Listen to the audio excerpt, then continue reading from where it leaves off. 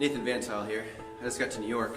I'm supposed to help Hitesh out with his son and ask a few questions about INFINii. So let's go find him. I think this is the door here. It's open. Hitesh? Hang on. What the? Are you doing push-ups? I've been a part of this early on, and one thing that's been very attractive is the fact that how transparent you guys are with the entire business.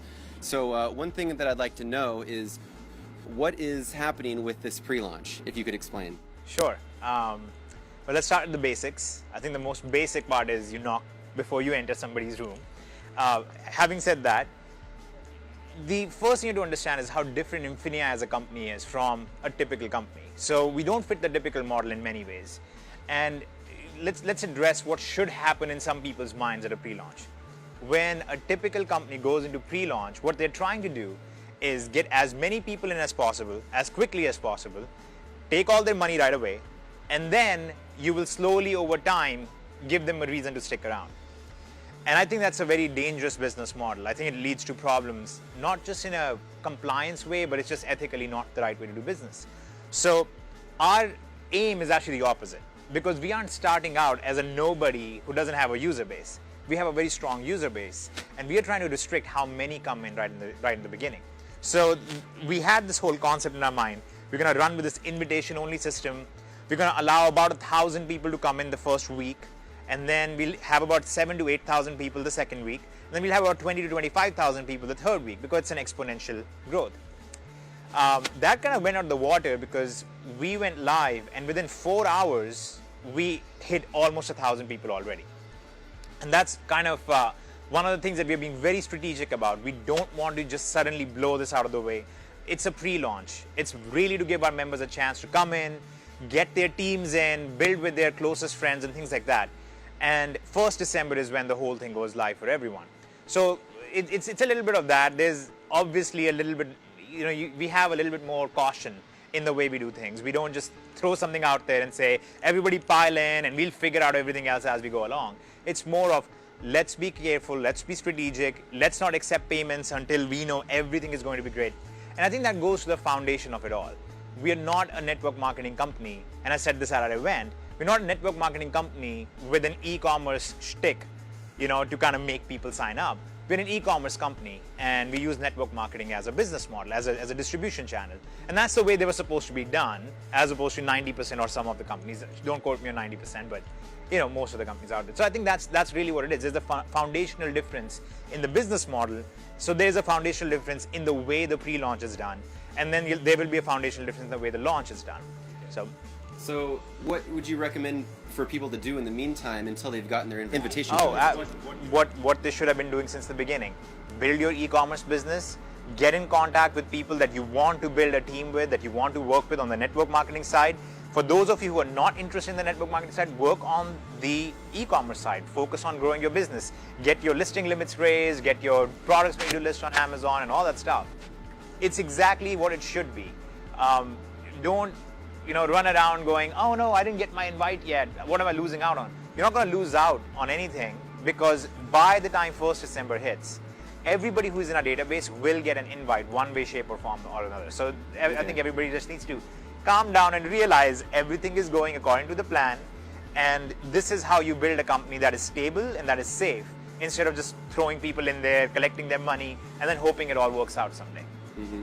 All right, now I bet a bunch of people are really excited about the co-ops. Could you explain a little bit more on what that is and how it can benefit the people? And I know I'm going to get so many questions on it, because that's probably the biggest game changer, even on the e-commerce side alone. So let me walk through it. I think, you should be aware yourself, even of the FBA and how you can bring products in and you can sell them on Amazon. We're taking a slightly different approach, because when we go and see what kind of products are sold on Amazon, most of the products that get tremendous amounts of sales are actually branded products that have a lot of market visibility. Let's say products from different companies that have toys for kids, or companies that are putting out movies and stuff, and they have related paraphernalia. So what we do is we go to those companies, we negotiate deals with them, so we can bring in those branded items. And we have very good track record of how many sales they're going to get. We are able to get very large discounts because we are able to negotiate with the big volumes that we can do and so on. Now, the average person is trying to bring a private label product in and hoping they can get traction on it. What we are doing is going after products that are already selling and just inserting ourselves in the process. And that isn't because of our user base. Our user base is pretty awesome. You're one of them, maybe one of the slightly less awesome parts, thanks to your tax advice. But in general, you are, you're a very awesome part of it. But our user base is so strong and they generate so many more sales compared to the average person on Amazon or eBay and so on. We can go in there and say, hey, listen, we will generate the sales for you, we will drive the sales for you, and our user base gets to benefit from that. On the other side, for the user, now they get to play in the big boys league, if you will, right? They get to play with the branded products. But it's very difficult for the average person to negotiate it and to fund it. So what we do is we go in and say, listen, you can be a part of this as a whole big giant group, and we will run a co-op on this. We will go to the company, and once we have sufficient members who are interested, then we bring the product in, we list it on Amazon, and as it sells, our member can basically get what they would have done manually, they're able to get from this, and that's what they pay the transactional fees for. So essentially, we're providing a service that I think is very much needed for the average user and will help us take down the road of where we are trying to go, which is having our own internal marketplace with our own internal consumer base, which I think should be the aim of any company getting out there. And then next on the list would be the digital. So could you explain a little bit more about INFINii Digital? Sure. So actually we just did our first beta launch of a product in INFINii Digital landscape, which is the Shopify product. And if you look at the digital products out there, I think it's about very fair to say, and I might be overestimating this even, that 99.9% of the products will never do even 6 figures in gross sales. Okay? So we just put out this first product. We were very careful to not over push it. Okay, we did not bring in outside affiliates. We did all of the things that we do when we're being cautious, and they just grossed over $300,000 in their first week. That's a very, very strong showing. So we know we have something very strong for our digital producers. People who have digital content. I know people like you, there are many people like you who have figured out a unique twist on how to do business better, or know a little bit something about anything. You know a little bit about photography and how to enter people's doors without knocking and showing decent politeness. You could make a course about that kind of stuff and put it out there. And as people purchase it, without you having to manage it, you don't have to manage the payments on it, you don't have to manage affiliates on it, you don't have to manage the tracking on it. The INFINii Digital project basically takes care of all of that for you. And it takes very, very minimal fees. But again, the whole idea is now we are giving our users one more thing that they can do. And see, the idea is the more economic activity you give the average user to do, the better your results are and the better their results are. I see. So where does DSD? So where does DS Domination play in the entire picture of INFINii? It's essentially a product on INFINii. It always has been. That's the thing. It has been a piece of INFINii Digital since the beginning, but obviously we didn't talk about INFINii Digital because our user base was about e-commerce. Now our user base is way bigger, and we are covering a lot of different things. So we have e-commerce and we have all of these other things as well. So DSD becomes a product on INFINii Digital, just like Shopify product is a product, and parts of Genesis can become products, and so on and so forth. So we're going to have thousands of products on INFINii Digital, and DSD is our strongest and the best-selling 8-figure product on there, which again is a strong showing for INFINii Digital that our first products have done as well as they have. Okay. So where do you see INFINii going a year from today? That is a very difficult question to answer because I'm in a place where I can see what it could be, right? And then you also have the real world projections of this is probably what's going to happen, and so on. So it's hard to say because INFINii is such a massive conglomerate. There are so many different pieces in there. It's safe to say I expect us to be the best business model for the average consumer out there. That's really the aim to begin with. So that's what we want to begin with. That's what we want to achieve. At the same time, I think what we want to do is create a community where everybody can be doing different types of economic activities, but they're all benefiting together. So if you're selling on eBay or Amazon, great. If you're selling digital products, that's great. If you're referring vendors, that's fine. If you're manufacturing your own products, awesome. If you're going to be in the lead generation business or providing marketing consultations or whatever, all of those things will somewhere fit into the INFINii system as a whole, even freelancing in general. So it's hard for me to just look at that and say, oh, here is what's going to happen.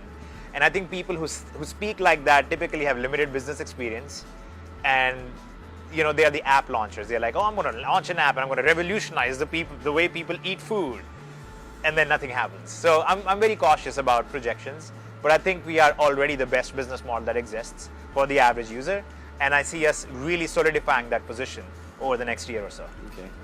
And then one question that I've seen a lot on Facebook is questions about trainings on each one of these moving parts in INFINii. Is there going to be trainings for vendors on how to Yes. plug in vendors? So all of this, so forth? yes, all of this training will be there over time as it becomes more and more relevant. One of the concerns that I have is if you have so many different directions that you can't just throw somebody out there, right? I mean, we're not born with 5 degrees given to us and saying, all right, go out and choose what you want to do. You take a long time nurturing that. You try and figure out over time what are your interests, what is your expertise, and then you go in that direction a little bit more. So we're going to release these pieces over time in an individual way. You want to give people a very clear direction on this is the most profitable path for you. This is the strongest showing so far, and give that to them and let them make their decisions with that. So we are not going to, like, the day we go live, we're not going to suddenly have, here's how you go create products for digital, and here's how you freelance, and here's how you refer vendors, and it's going to be very controlled. It's going to be, here's how you sell on eBay and Amazon, here's how you participate in the co-ops, and here's how you participate in the marketplace. Now you have something to begin with. Start solidifying your business. And that is the other thing you have to keep in mind. We are not trying to throw out a bunch of things and see what sticks. What we are trying to do is throw out what we know already works, let people use it, and then complement that over time and let them build up from it over time. Okay. Does that make sense? Yeah. So I guess a lot of people's question is, how do you come up with stuff like this? Like INFINii, like... Okay. Well, that would be like asking, how does a baseball player hit the ball so well? Or it's, we all have our thing that we do. And I used to always say, oh, it's nothing special. It's, anybody could do this. But I've realized over time that there are people who have different skill sets. And one of mine is being a little out there and being slightly weird and making really somewhat uncomfortable jokes about people. And one of those skill sets kind of applies to trying to look at a problem and saying, all right, here is a solution that currently doesn't exist. Because I think the way most business works, and that's a very good thing that most business works like that, most businesses are created to do something better, right? They look at a problem that is already being solved and they say, I can do this better. They build a better mousetrap, if you will. And I like doing that, but one of the things I really like thinking about and I really like doing is, how about building something that doesn't exist yet? And seeing how that will fit in the marketplace and so on. So I think part of it is that. The other reason why I'm able to come up with something like this is the raw data that I get to see. Most people don't get to see the kind of data that I get to see, right? So I'm able to see what users are doing. I can see on a daily basis, this is where $8 million was just generated. This is where $4 million were generated. This is how much effort this took and how much effort that took and how many people are participating in those things.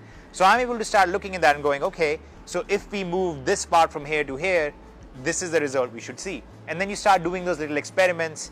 And then over time you go, all right, now we are ready to make it a bigger piece. And that's how you kind of, grow it over time.